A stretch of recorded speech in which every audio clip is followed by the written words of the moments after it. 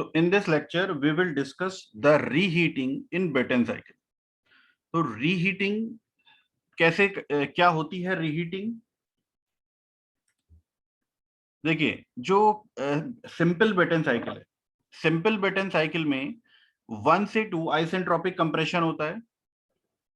Reheating cycle में भी 1 से 2 आइसेंट्रोपिक कंप्रेशन होता है। 1 से लेके इस डायग्राम में देखेंगे, लाइन डायग्राम में 1 से लेके 2 तक ये आइसेंट्रोपिक कंप्रेशन होगा, इसमें कोई चेंज नहीं है। अगर सिर्फ रीहीटिंग है साइकिल में तो इसमें कोई चेंज नहीं आएगा। उसके बाद एक कंबस्शन चैम्बर से ये जो एयर है वो पास होगी, ठीक है। अगर ओपन साइकिल है तो कंबस्शन चैम्बर से पास होगी, क्लोज साइकिल है तो हीट एक्सचेंजर से पास होगी। तो यहाँ पे एक कंबस्शन चैम्बर से पास होगी, यहाँ पे उसमें हीट ऐड की जाएगी, ठीक है। यहाँ पे उसमें हीट ऐड की जाएगी और उसका प्रेशर टेम्परेचर राइज होने के बाद वो जाएगी एक टरबाइन में। तो टरबाइन में यहाँ पे उसमें उस जो high temperature pressure exhaust gases है उसे वर्क प्रोड्यूस किया जाएगा। वर्क प्रोड्यूस हम इस टरबाइन में सिर्फ उतना करेंगे जितना कंप्रेशन के लिए जरूरत होती है। देखो फैक्टर ऑफ सेफ्टी नाम की भी कोई चीज होती है, तो एग्जैक्टली उतना नहीं करते हैं, थोड़ा सा ज्यादा हम इसको मार्जिन थोड़ा सा लेके चलते हैं।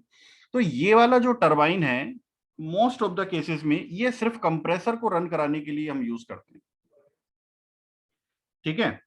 तो इस टरबाइन में जैसे प्रेशर जो एक्सपेंशन हो रहा है वो तो प्रेशर की वजह से हो रहा है, प्रेशर हाई है उसी को डाउन करने के प्रोसेस को बोलते हैं एक्सपेंशन प्रोसेस। और चूंकि यहाँ पे जो हमने वर्किंग फ्लूइड लिया है वो एक कंप्रेसिबल गैस है। कंप्रेसिबल मतलब अगर हम उसका प्रेशर इंक्रीज करेंगे तो उसमें एनर्जी स्टोर हो जाएगी।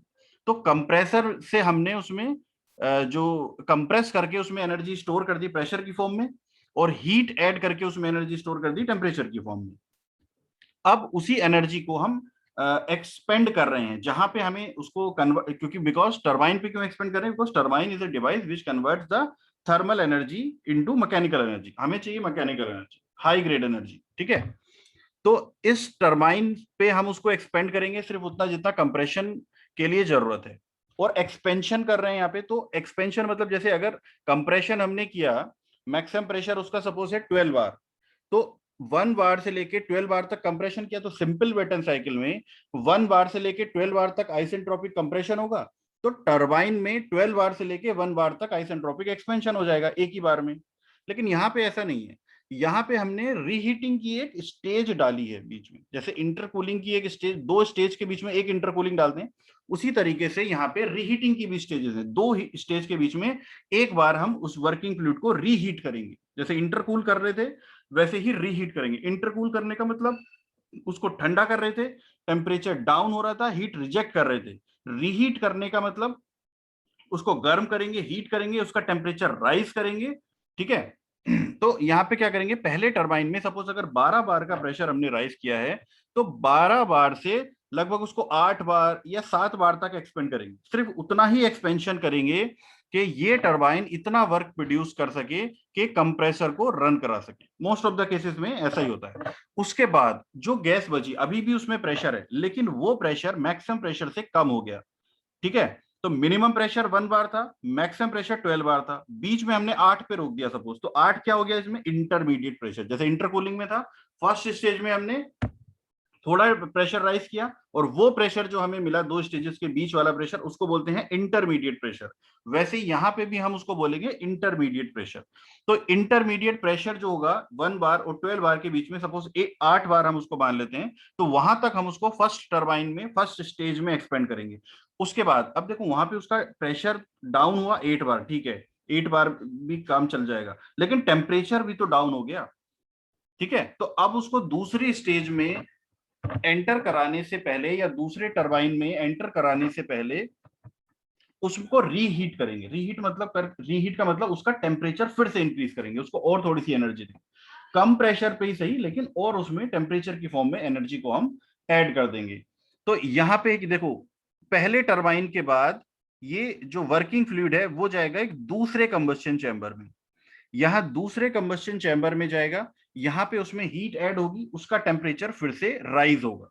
तो अगर आप देखें पहले कंबस्शन चैम्बर में हीट ऐड करने के बाद जो टेम्परेचर था दैट इज T3, एक्सपेंशन के बाद टेम्परेचर हो गया T4, यानी कि जो टेम्परेचर था T4 वो T3 से कम है एक्सपेंड होने के बाद जो टेम्परेचर हमें मिला है। और 4 पॉइंट पे जब हमने उसको रीहीट करा तो मतलब उसको फिर से टेम्परेचर हमने इंक्रीज किया। अब जब इंक्रीज कर रहे हैं टेम्परेचर तो इस कंबस्शन चैम्बर में हीट ऐड करके, तो फाइनल टेम्परेचर जो अब हमें मिलेगा कंबस्शन चैम्बर से जब वो गैसेस बाहर आएंगी 5 पॉइंट का टेम्परेचर। तो ये 5 पॉइंट का टेम्परेचर 3 पॉइंट का जो टेम्परेचर था पहले कंबस्शन चैम्बर के बाद यहां से जो निकला था उससे कम भी हो सकता है, उससे ज्यादा भी हो सकता है, और उसके बराबर भी हो सकता है। ठीक है, ये चीज क्लियर मान के मैं पॉसिबिलिटी बता रहा हूं। टेम्परेचर जो 5 पॉइंट का है वो T5 जो है वो T3 से ज्यादा भी हो सकता है, कम भी हो सकता है, बराबर भी हो सकता है, तीनों केसेस हो सकते हैं। ज्यादा तो जनरली नहीं होता है क्योंकि मैक्सिमम टेम्परेचर मैंने बताया था मैक्सिमम टेम्परेचर की एक लिमिट होती है। और वो मैक्सिमम टेम्परेचर की लिमिट कैसे डिसाइड होती है? Metallurgical conditions of the gas turbine blade से। तो यहां पे भी गैस टरबाइन लगा हुआ है और उसी तरीका का गैस टरबाइन यहां पे भी लगा हुआ है। तो जो मैक्सिमम टेम्परेचर इस टरबाइन के ब्लेड सहन कर सकते हैं उतना ही टेम्परेचर इस टरबाइन के ब्लेड्स भी सहन कर पाएंगे। तो पहले ही हमने उस टेम्परेचर को डिजाइन करके T3 पे रोक दिया था, उससे ज्यादा नहीं लेके गए थे। क्यों? क्योंकि उससे ज्यादा टेम्परेचर की गैसेस अगर टरबाइन पे जाएंगी तो वो ब्लेड्स को डैमेज कर सकती है, टरबाइन ब्लेड्स को। तो मैक्सिमम टेम्परेचर जो है वो तो लिमिट है। T3 जो मैक्सिमम टेम्परेचर हमने दिया था उसको वो एक लिमिट है। और लिमिट कैसे डिसाइड होती है? Metallurgical conditions of the gas turbine blades की तरफ से। तो इसीलिए जो टेम्परेचर हम दोबारा रीहीट करेंगे, मैक्सिमम टेम्परेचर ऑलरेडी T3 था, उसके ऊपर नहीं लेके जाएंगे, कभी भी नहीं लेके जाएंगे। 100% नहीं, 101% 5 पॉइंट का टेम्परेचर कभी भी 3 पॉइंट के ऊपर नहीं लेके जाएंगे। बिकॉज 3 पॉइंट का जो टेम्परेचर था वो मैक्सिमम टेम्परेचर था, वो लिमिट के हिसाब से डिसाइड किया हुआ है, उसके ऊपर टेम्परेचर कभी नहीं जाएगा। ठीक है। अब बची दो कंडीशन, उससे कम हो सकता है, उससे ज्यादा, उसके बराबर हो सकता है। ठीक है। तो उससे कम हो सकता है, बिल्कुल हो सकता है, साइकिल यूज हो सकती है उससे कम पे भी। और उसके अगर बराबर होगा तो उसको बोलेंगे परफेक्ट रीहीटिंग। जैसे जब हमने इंटरकूलिंग किया था तो इंटरकूलिंग करने में जो टेम्परेचर डाउन करते हैं अगर वो 1 पॉइंट के इनिशियल टेम्परेचर के बराबर आ जाता है तो उसको बोलते हैं परफेक्ट इंटरकूलिंग। ठीक है। उसी तरीके से यहाँ पे जो 5 पॉइंट का टेम्परेचर है अगर वो 3 पॉइंट के बराबर हम फिर से लेके चले जाते हैं उसको रीहीट करके तो उसको बोलते हैं परफेक्ट रीहीटिंग। तो 5 पॉइंट का जो टेम्परेचर है मोस्ट ऑफ द केसेस में हम ये मान के चलते हैं कि परफेक्ट रीहीटिंग है और वो टेम्परेचर को रीहीट करके हमने फिर से 3 पॉइंट के टेम्परेचर के बराबर कर लिया है। ठीक है। तो 5 पॉइंट के बाद उसको फिर से रीहीट करने के बाद अब ये जो टरबाइन है, अब क्योंकि प्रेशर है वो कम है, ठीक है, जो प्रेशर है वो कम है, 8 बार पे हम लेके आए थे। तो अब उसी प्रेशर के साथ लेकिन सेम टेम्परेचर के साथ अब इस दूसरे टरबाइन में हम एक्सपेंशन करेंगे और यहां एक्सपेंशन करने के बाद हमें जो वर्क मिलेगा उस मैकेनिकल वर्क को हम अपने पर्पस के लिए यूज कर सकते हैं। मोस्ट ऑफ द केसेस में जो टरबाइन वन में जितना वर्क प्रोड्यूस हो रहा है वो कंप्रेसर को रन कराने के लिए ही हम यूज करते हैं। ठीक है। तो गैस टरबाइन जो दूसरा वाला है उस इसमें पहले वाले को बोलते हैं हाई प्रेशर टरबाइन, क्योंकि यहाँ पे 12 बार से हाई प्रेशर से इंटरमीडिएट प्रेशर तक एक्सपेंशन हुआ था। और दूसरे वाले टरबाइन को बोलते हैं लो प्रेशर टरबाइन। ठीक है। तो इस तरीके से हम इसमें रीहीटिंग करते हैं। रीहीटिंग क्यों करते हैं, क्या इसका फायदा है, देखो इसको हम टीएस डायग्राम में समझते हैं। तो टीएस डायग्राम में देखें, अगर 1 से 2 आइसेंट्रोपिक कंप्रेशन कर दिया, सिंपल बटन साइकिल की तरह, कोई चेंज नहीं। उसके बाद 2 से 3 पहले इसमें मैक्सिमम जो प्रेशर था उस प्रेशर पे इसमें हीट ऐड करके हम मैक्सिमम टेम्परेचर तक ले गए जो उसकी लिमिट है, जो डिसाइड की हुई है डिजाइन कंडीशन के हिसाब से।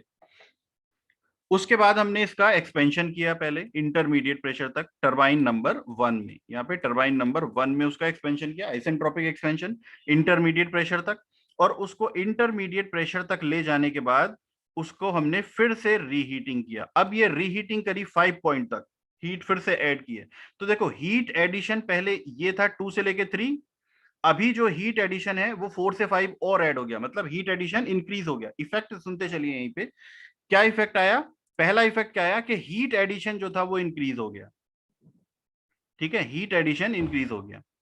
अब हीट एडिशन इंक्रीज होने से क्या इफेक्ट है, देखो हीट एडिशन इंक्रीज हो गया यहाँ पे, 4 से लेके 5 तक वाला जो था ये भी ऐड हो गया। अब ये 5 पॉइंट का जो टेम्परेचर है, ये 5 पॉइंट का टेम्परेचर इस 3 पॉइंट के टेम्परेचर के बराबर भी हो सकता है, इससे कम भी हो सकता है, लेकिन मोस्ट ऑफ द केसेस में 98-99% जो साइकिल्स हैं जिसमें रीहीटिंग है, उसमें 5 पॉइंट पे ही वापस उसको उसी मैक्सिमम टेम्परेचर तक ले जाते हैं रीहीटिंग करके।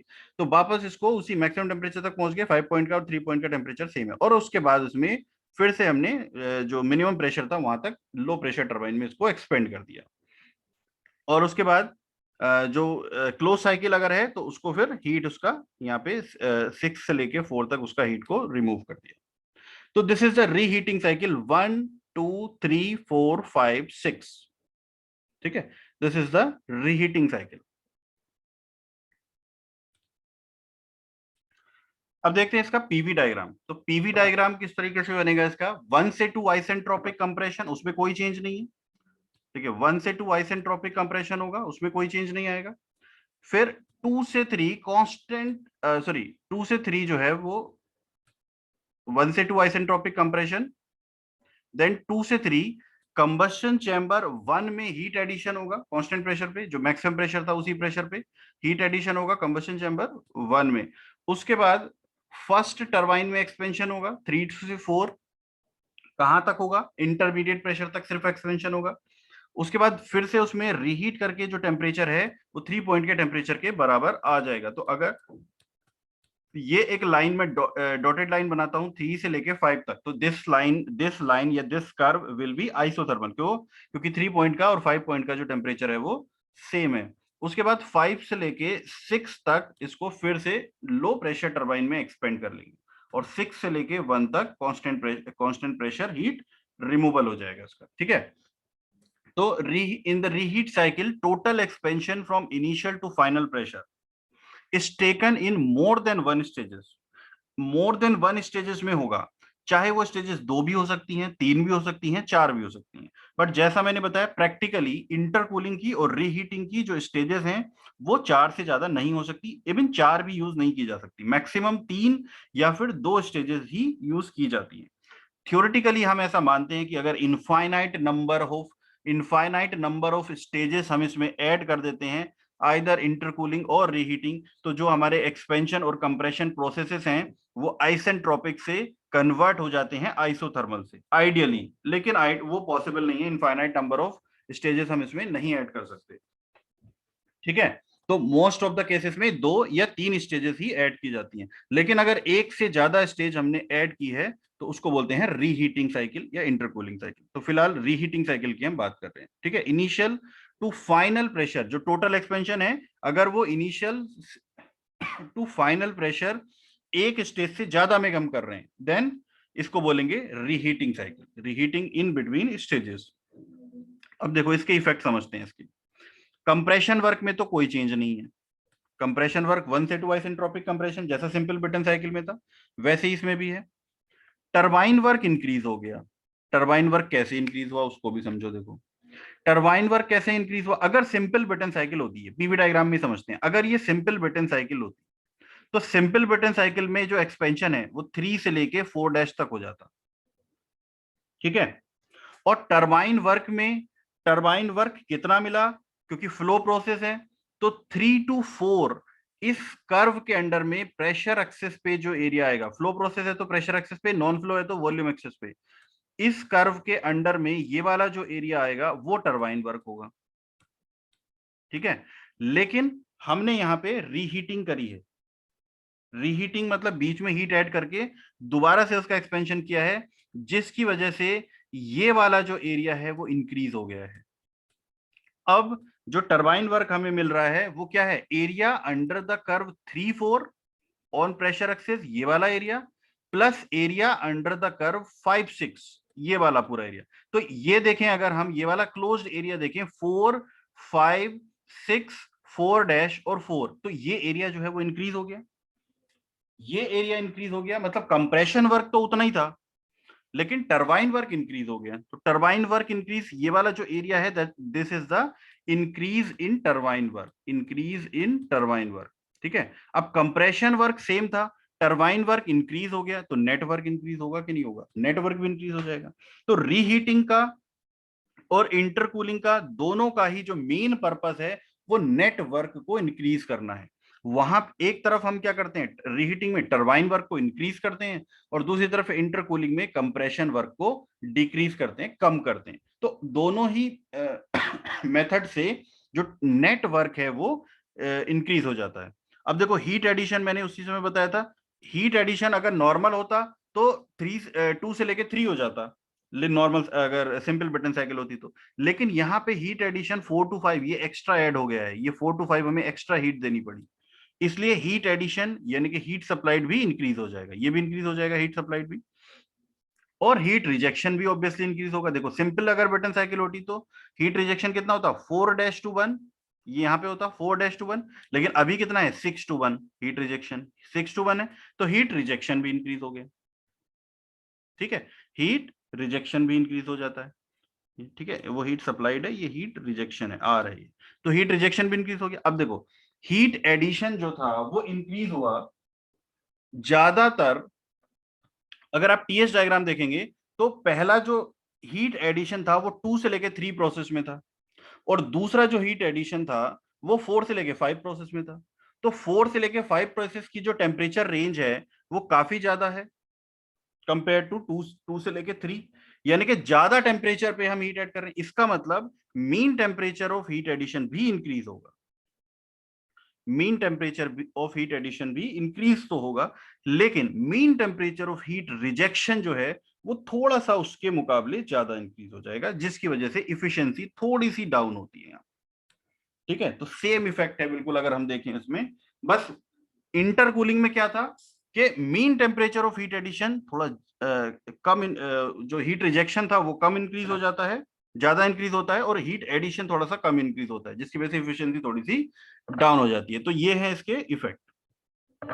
ठीक है, अगर इसमें हम देखें mean pressure ratio, mean pressure देखो कि देखो यहाँ पे मैक्सिमम प्रेशर, मिनिमम प्रेशर और इंटरमीडिएट प्रेशर, तो अगर हम देखें मीन प्रेशर रेशियो तो वो थोड़ा सा डाउन होता है, मीन जो प्रेशर रेशियो है वो थोड़ा सा डाउन होता है, जिसकी वजह से इफिशियंसी थोड़ी सी डाउन होती है। लेकिन इफिशियंसी पे बहुत ज्यादा इफेक्ट नहीं आता है, इफिशियंसी बहुत थोड़ी सी डाउन होती है, बट उसके रिलेटिवली अगर हम देखें तो जो नेटवर्क है वो काफी ज्यादा इंक्रीज हो जाता है। इसीलिए हम इसको प्रैक्टिकल जो बेटन साइकिल होती है उसमें रीहीटिंग भी करते हैं, इंटरकूलिंग भी करते हैं, और इफिशियंसी को इंक्रीज करने के लिए, इफिशियंसी को इंक्रीज करने के लिए यहाँ पे हम रीजनरेशन भी साइकिल में इनकॉर्पोरेट कर देते हैं। तो जहां पे भी प्रैक्टिकल वेटन साइकिल यूज होती है उसमें रीजनरेशन भी होता है, इंटरकूलिंग भी होता है, और इंटरकूलिंग, रीहीटिंग और रीजनरेशन तीनों उसमें किए जाते हैं। अब देखिए एक चीज और यहाँ पे समझने की, सिंपल ब्रेटन साइकिल में हमने ये देखा कि अगर हम टरबाइन के एग्जिट टेम्परेचर पे, this is simple Brayton cycle 1 2 3 and 4 ठीक है, this is a simple Brayton cycle. तो इस सिंपल बटन साइकिल में हमने देखा कि अगर हम इसमें रीजनरेशन करते हैं, याद करिए रीजनरेशन क्या था, रीजनरेशन था 4 पॉइंट पे जो एग्जिट टेम्परेचर हमें मिला, यहां से कुछ हीट हम इसको सप्लाई कर देते हैं आफ्टर कंप्रेशन यहाँ पे, तो इसका थोड़ा सा टेम्परेचर इंक्रीज हो जाता है यहाँ पे, इसका थोड़ा सा टेम्परेचर डाउन हो जाता है, और उसके बाद हम इसको उसकी हीट को एटमोस्फेयर में छोड़ देते हैं। तो जब सिंपल बटन साइकिल में यहाँ पे 4 पॉइंट पे एग्जिट टेम्परेचर था, तो इस टेम्परेचर पे भी हमने देखा कि रीजनरेशन करने से इफिशियंसी साइकिल की इंक्रीज हो रही है। अब रीहीटिंग में अगर हम देखें तो रीहीटिंग में तो टरबाइन का एग्जिट टेम्परेचर हमें सिंपल बटन साइकिल से काफी ज्यादा मिल रहा है। ठीक है भाई, रीहीटिंग साइकिल में जो टरबाइन का एग्जिट टेम्परेचर है 6 पॉइंट का टेम्परेचर, वो सिंपल ब्रेटन साइकिल में जो टरबाइन का एग्जिट टेम्परेचर हमें मिलता 4 पॉइंट पे, उससे काफी ज्यादा है। इसका मतलब यहाँ पे तो रीजनरेशन करना और भी जरूरी है, क्योंकि वरना बहुत ज्यादा हीट जो है, रिजेक्शन जो है वो वेस्ट हो जाएगा। तो रीहीटिंग के साथ, रीहीटिंग का इफेक्ट हमने देखा, रीहीटिंग से टरबाइन वर्क इंक्रीज हो रहा था लेकिन इफिशियंसी थोड़ी सी डाउन हो रही थी। बट यहाँ पे जो टरबाइन का एग्जिट टेम्परेचर है वो हमें काफी ज्यादा मिल रहा है, इसमें हमें रीजनरेशन करना बहुत जरूरी है। जब रीहीटिंग के साथ हम रीजनरेशन इंक्लूड उसमें कर देंगे तो इसकी जो इफिशियंसी है वो भी इंक्रीज हो जाएगी रीहीटिंग के साथ, मतलब माने नेटवर्क भी इंक्रीज हो गया और रीहीटिंग भी इंक्रीज हो गया। इसका नेटवर्क भी इंक्रीज हो गया और इफिशियंसी भी इंक्रीज हो गई। इसका मतलब ये हुआ कि अगर हम साइकिल में रीहीटिंग ऐड करते हैं तो रीजनरेशन का स्कोप और ज्यादा इंक्रीज हो जाता है, मतलब रीजनरेशन करना और ज्यादा जरूरी हो जाता है और ज्यादा फायदेमंद भी हो जाता है, क्योंकि 4 से अगर हम उसको हीट कर रहे हैं 2 पॉइंट के टेम्परेचर को, तब भी उसका टेम्परेचर राइज हो रहा है, एफिशिएंसी इंक्रीज हो रही है। और यहाँ पे तो ज्यादा टेम्परेचर मिल रहा है तो ज्यादा हीट उसमें ऐड कर सकते हैं, जिसकी वजह से ज्यादा एफिशिएंसी इंक्रीज हो सकती है। तो नेक्स्ट टॉपिक देखते हैं, condition for maximum turbine work with perfect reheating. Perfect reheating बोल दिया यहाँ पे। परफेक्ट रीहीटिंग का मतलब क्या बताया था मैंने, T5 और T3 बराबर होंगे। T5 और T3 बराबर होंगे, रीहीटिंग करने के बाद जो टेम्परेचर मिलेगा T5 वो मैक्सिमम टेम्परेचर T3 के बराबर हो जाएगा। ठीक है, ये कंडीशन पहले ही दी हुई है। तो इसके हिसाब से हम ये देखेंगे कि पहले टरबाइन में हम कितना एक्सपेंशन करें, इंटरमीडिएट प्रेशर को कितना रखें कि जो टोटल आउटपुट है, टोटल टरबाइन की आउटपुट है, दोनों टरबाइन वर्क मिला के जो नेट वर्क मिल रहा है टरबाइन का,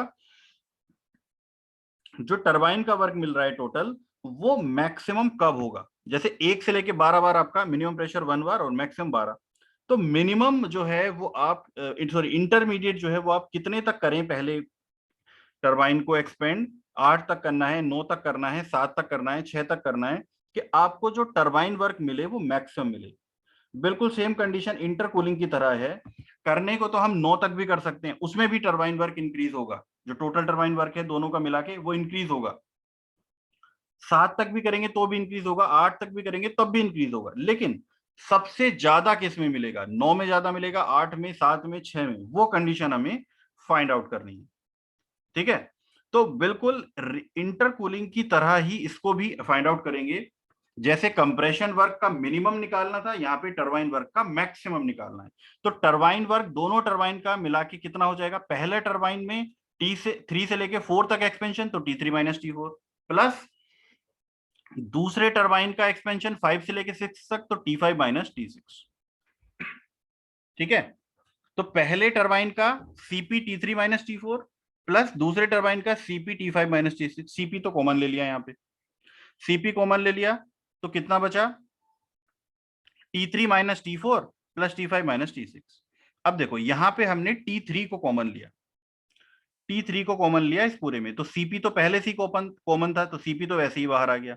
इस T3 को जब हम यहां से कॉमन लेंगे तो यहां बचेगा 1 और यहां बचेगा T4 upon T3, T4 upon T3। यहां पे क्या बचेगा, T5 था, T5 अपॉन T3 आएगा। अब देखो T5 और T3 दोनों बराबर हैं, T5 और T3 दोनों बराबर हैं, तो T5 अपॉन T3 जब दोनों बराबर हैं तो यहाँ पे भी 1 आ गया, यहाँ पे भी 1 आ गया, माइनस ये माइनस था यहाँ पे T6 अपॉन T5। ठीक है, T6 अपॉन T5। T5 क्यों लिख दिया, हमने तो T3 कॉमन लिया था, लेकिन T3 T5 बराबर है ना, तो वैसे तो यहाँ पे T6 अपॉन T3 आता, क्योंकि T3 कॉमन लिया है ना हमने तो, लेकिन T3 और T5 बराबर है, इसलिए हमने डायरेक्टली यहाँ पे T3 की जगह पे T5 लिख दिया।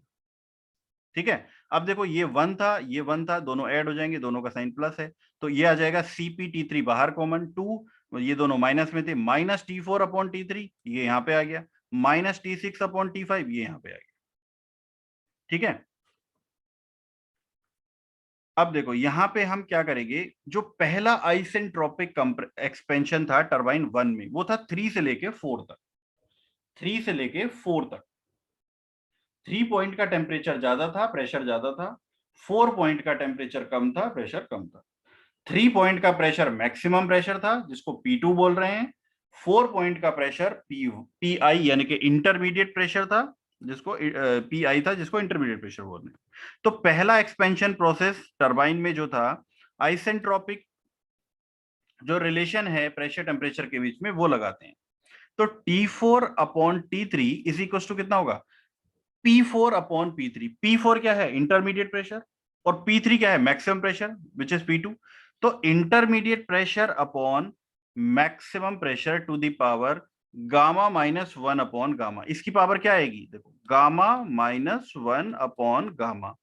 अब इसको क्या लिख दिया हमने, x लिख दिया कैलकुलेशन को आसान करने के लिए। क्यों? क्योंकि अभी हमें टरबाइन का डिफरेंशिएट पी आई के रेस्पेक्ट में डिफरेंशिएट करके जीरो पुट करना है।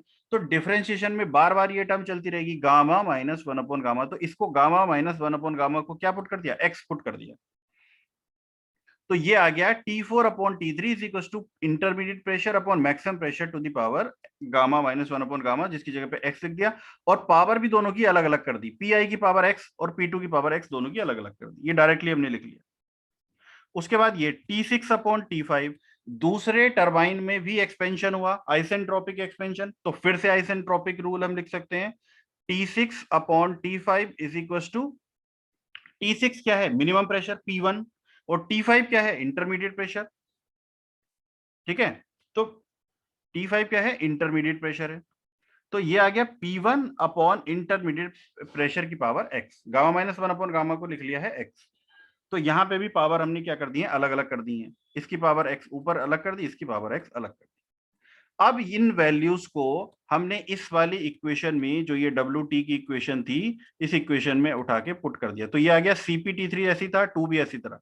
T4 अपॉन T3 की जगह क्या पुट किया, PI upon P2 to the power x, minus T6 upon T5 की जगह पे क्या पुट किया, P1 upon PI to the power x। अब हम क्या करेंगे, फॉर मैक्सिमम टर्बाइन वर्क इस WT को PI के रेस्पेक्ट में, क्योंकि हमें चाहिए इंटरमीडिएट प्रेशर कितना है, तो PI के रेस्पेक्ट में डिफरेंशिएट करके जीरो पुट कर देंगे। तो क्या हुआ, DWT upon DPI is equal to zero. WT turbine work को PI के रेस्पेक्ट में डिफरेंशिएट करके जीरो पुट कर दिया। तो क्या होगा यहाँ पे देखो, CP T3 ये तो कॉमन है, ये तो बाहर चला जाएगा, नीचे जीरो कांस्टेंट है, वैसे भी 2 भी कांस्टेंट है, इसका जीरो हो गया। यहाँ पे देखो minus PI to the power x, क्या हो जाएगा इसका, x PI to the power x minus one, तो x शुरू में आ गया। उसके बाद PI to the power x minus one upon P2 into x. ये P2 इंटू एक्स क्या है, ये तो कांस्टेंट है, तो ये डिनोमिनेटर में ऐसे ही रहेगा। उसके बाद माइनस नोमिनेटर में क्या है, P1 to the power x, ये तो कांस्टेंट है, तो ये P1 to the power x तो ऐसे ही रहेगा। अब हमें डिफरेंशिएशन कितना किसका करना है, देखो ये था नीचे डिनोमिनेटर में 1 upon PI to the power x, ऊपर जाएगा तो क्या हो जाएगा, ये PI to the power minus x. अब हमें इसका डिफरेंशिएशन करना है, जब इसका डिफरेंशिएशन करेंगे तो कितना आएगा, माइनस एक्स शुरू में आ जाएगा, और PI to the power minus x minus one हो जाएगा। ठीक है, तो माइनस एक्स तो ऊपर ऐसे ही आया, ये माइनस एक्स ऊपर ऐसे ही रखा रहेगा, और PI to the power minus x minus one जब नीचे जाएगा तो पावर, जो पावर थी वो प्लस हो जाएंगी, तो PI to the power plus x plus one हो जाएगा। PI to the power plus x plus one हो गया। ठीक है, अब इसको सॉल्व कर लेते हैं। देखो ये माइनस, यहाँ पे एक माइनस था, यहाँ पे एक माइनस था, तो ये माइनस माइनस प्लस हो जाएंगे, और यहाँ पे भी एक्स था, ये वाला एक्स, यहाँ पे भी एक्स था, ये एक्स एक्स जो है कॉमन होके जीरो पे चले जाएंगे।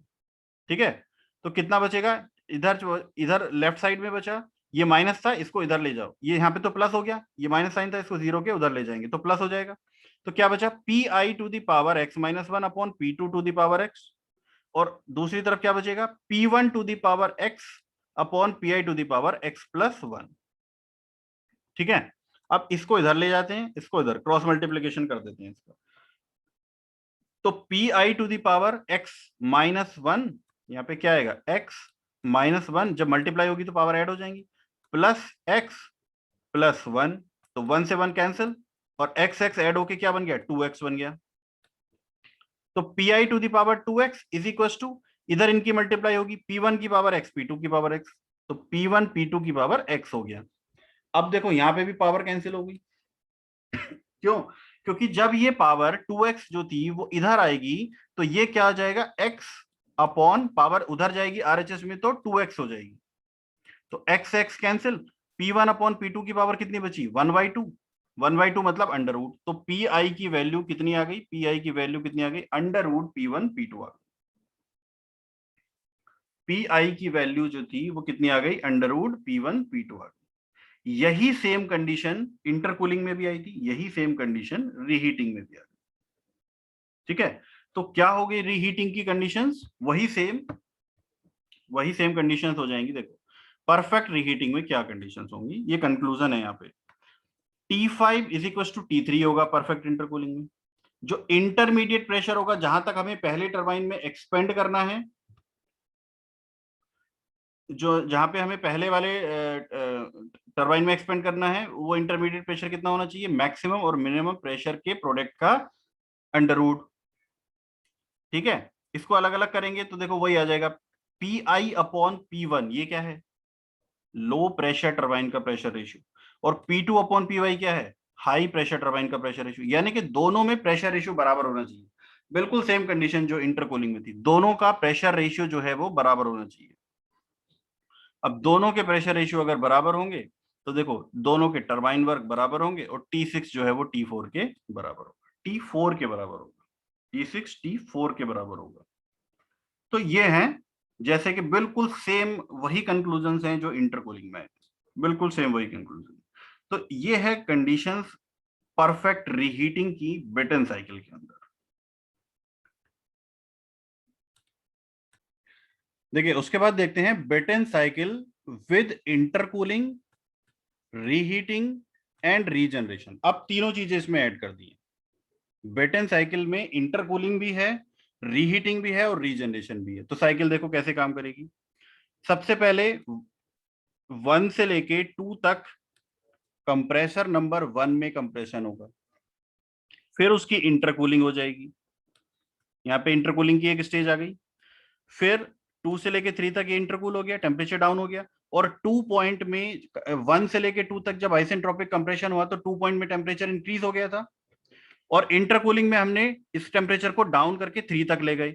और अगर ये परफेक्ट इंटरकूलिंग है तो 3 पॉइंट का टेम्परेचर 1 पॉइंट के टेम्परेचर के बराबर होगा। मतलब जितने टेम्परेचर से वर्किंग फ्लूइड कंप्रेसर नंबर 1 में एंटर कर रहा था, उतने ही टेम्परेचर से कंप्रेसर नंबर 2 में भी एंटर करेगा। उसके बाद यहां से ये जो कंप्रेसर से निकलेगा ये जाएगा एक रीजनरेटर में, क्योंकि रीजनरेशन भी है। अब इसमें हीट ऐड करने से पहले, कंबशन चैम्बर में हीट ऐड करने से पहले रीजनरेशन में हीट ऐड कर लेंगे। यहाँ पे रीजनरेशन में हीट ऐड कर लेंगे, यहाँ पे कुछ टेम्परेचर राइज हो जाएगा, 5 पॉइंट तक टेम्परेचर पहुंच जाएगा। ये कांस्टेंट प्रेशर में होगा। 4 पॉइंट का और 5 पॉइंट का जो प्रेशर है वो तो सेम होगा, लेकिन T5 का जो टेम्परेचर है वो T4 से ज्यादा होगा। उसके बाद कंप्रेशन के बाद रीजनरेशन के बाद में कंबशन चैम्बर में उसको टेम्परेचर को फिर से राइज करेंगे, और जो हमें मिलेगा कंबशन T6 जो मिलेगा, that T6 will be the maximum temperature जो फिक्स किया हुआ है हमने डिजाइन कंडीशन के हिसाब से। तो T6 जो था वो मैक्सिमम टेम्परेचर मिल गया। उसके बाद इस मैक्सिमम टेम्परेचर से टरबाइन 1 से हम वर्क को प्रोड्यूस करेंगे, टरबाइन वर्क में उसका एक्सपेंशन करेंगे। एक्सपेंशन करने के बाद ये जो एक्सपेंड हुआ तो 7 पॉइंट का टेम्परेचर जो है वो 7 पॉइंट का टेम्परेचर वो कम हो जाएगा, T6 से लेस देन T6 हो जाएगा। और 7 पॉइंट का जो प्रेशर मिलेगा, देखो यहाँ पे 7 पॉइंट का जो प्रेशर मिलेगा वो प्रेशर हमें मिलेगा, 7 पॉइंट का प्रेशर, एक मिनट, P7, यहाँ पे ध्यान देना, P7, P8 और P2 और P3, ये प्रेशर जो है वो क्या है, इंटरमीडिएट प्रेशर है। ये P2 और P3 जो है ये इंटरमीडिएट प्रेशर है रीहीटिंग के, सॉरी इंटरकूलिंग के, और P7 और P8 जो है वो इंटरकूलिंग के लिए। ये सारे बराबर होंगे, अगर परफेक्ट इंटरकूलिंग और परफेक्ट रीहीटिंग है तो ये सारे बराबर होंगे। ठीक है, ये इंटरमीडिएट प्रेशर है। उसके बाद टरबाइन वर्क के बाद इस इंटरमीडिएट प्रेशर में रीहीट कर लेंगे, रीहीट करके फिर से टेम्परेचर 8 पॉइंट पे आएगा, और T8 जो हमें मिलेगा वो T8 हमें मिलेगा मैक्सिमम टेम्परेचर, फिर से लेके जाएंगे। अगर परफेक्ट रीहीटिंग है तो 8 पॉइंट का टेम्परेचर 6 पॉइंट के टेम्परेचर के बराबर होगा। ये 8 पॉइंट का टेम्परेचर 6 पॉइंट के टेम्परेचर के बराबर होगा, फिर से परफेक्ट रीहीटिंग के केस में।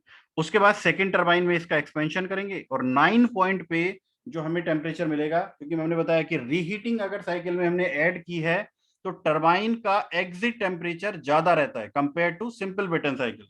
टरबाइन का exit temperature compare to simple Brayton cycle ज्यादा रहता है।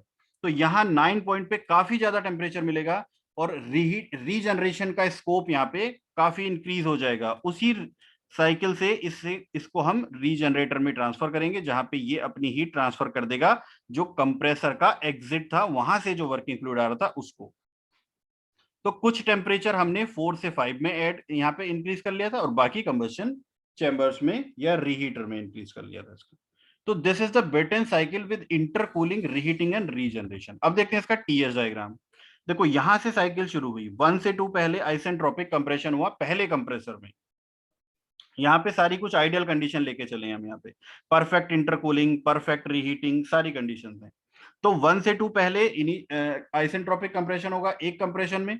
उसके बाद 2 से 3 कांस्टेंट प्रेशर पे इसकी रीहीटिंग हो गई, हीट रिमूव कर दी है, देखो हीट रिमूव कर दी यहाँ पे। और परफेक्ट इंटरकूलिंग है, 3 पॉइंट का टेम्परेचर 1 पॉइंट के टेम्परेचर के बराबर हो गया। और बीच में हमें ये जो इंटरमीडिएट प्रेशर मिला, ये इंटरमीडिएट प्रेशर 7 पॉइंट और 8 पॉइंट के प्रेशर के बराबर है। ठीक है।